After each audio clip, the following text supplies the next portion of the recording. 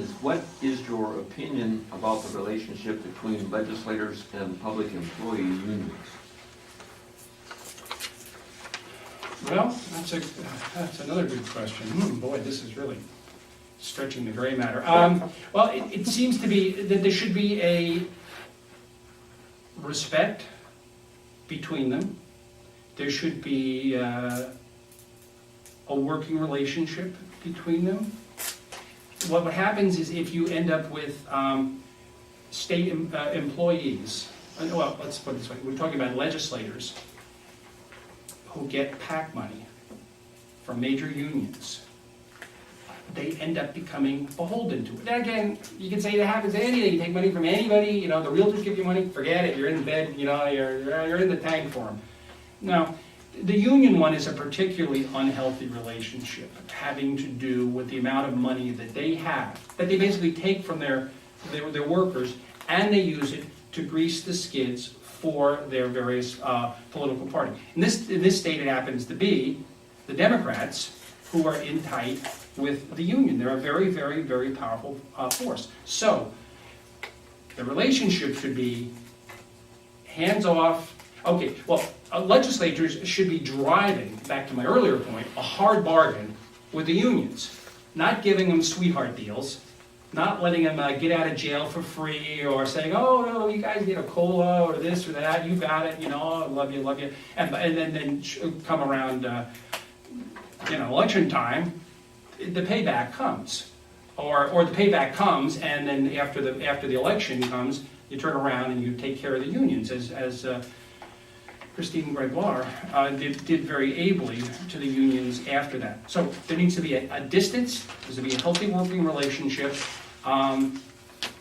Shouldn't necessarily be adversarial, because adversarial things don't really work out in the end. But I preferred being the setting closer to adversarial than incestuous. Okay, the next question has to do with improving education. And the primary question is, do you feel that marketplace competition in schools will improve education? I'm not so sure. What is your opinion as to the possibility of promoting competition in this state in terms of schools? Well, Doris, this goes back a little bit to the issue about unions and the relationship between the legislator and the union, or in the case of the school boards and the unions. The unions are powerful. The teachers' union is very powerful. So the chance of getting reform in education, it gets stymied. It gets stymied by the teachers' union, whatever the teachers' union is called. So that makes it very difficult to get the competition that you talk about, whether it's charter schools or we have parochial schools, I guess, or some options like that, holding the teachers accountable. It becomes very difficult to get to that end in this state. I mentioned earlier, and it's a big thing, and it's really true. We keep hearing from the schools. From the vaulted Bainbridge schools, they just say it's for the kids. That's the mantra. It's for the kids. Yeah. It's not for the kids. I mean, sort of it's for the kids that they do the levies, and some of the state some of the funding comes for the kids. But if you, again, back to my experiences with streamlining and the Coast Guard, and as a businessman, finding right size. Now, I'm not saying let's have 100 kids in class and gee, it would be a bargain. We could get away with hardly any tax bills for education. But I think that the amount of administrators that school districts have are just wild. A principal, assistant principal, an assistant principal, disciplinarians. The two schools are co-located right next to each other. It'd be unheard of. It's like two Coast Guard bases. You got two commanding officers, two XOs, two wardrooms. Forget it. They'd say, forget it. You're a group. Operate as a group. One boss, one second in command, and make it work. So schools could do a lot in that direction to come up with efficiencies. Money's not the answer. They're gonna kick and scream.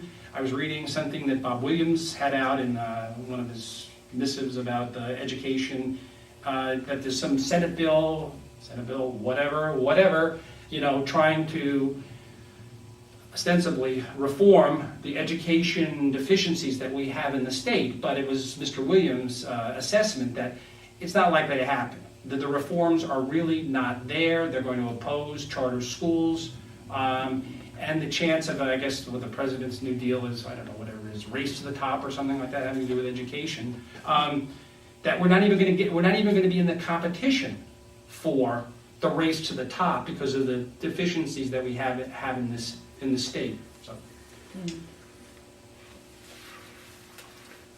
Okay. Can you give us an example of how you would place your constituents' interests before your party's interest?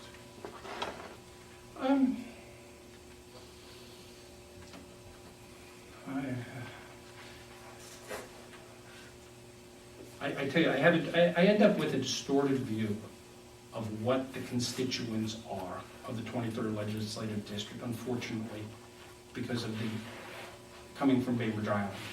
It just seems like it's total hegemony. So in which case, my constituent would be straight, hardline Democrat, and how would that fall out of? Well, it'd be pretty easy if I happened to just go the way of Bainbridge to fall out of alignment with my political party. That's just being silly.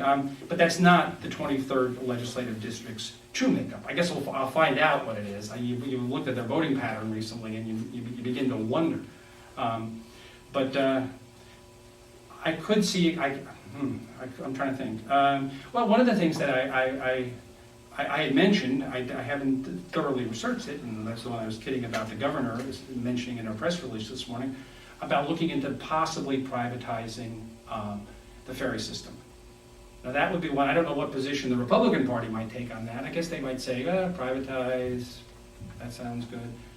But there'd probably be a hue and cry from a good part of the constituents saying, you can't do that, we need to have it.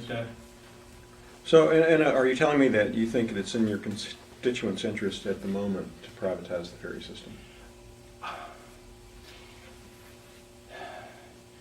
I don't think the constituents know. They're happy to have an underwritten system, ferry system, that's declared part of the highway system, and to have that underwritten. So I think people are comfortable with that, and to move for a possible prioritization. But because of the bigger scheme of things, the ferry system is replete with all sorts of problems.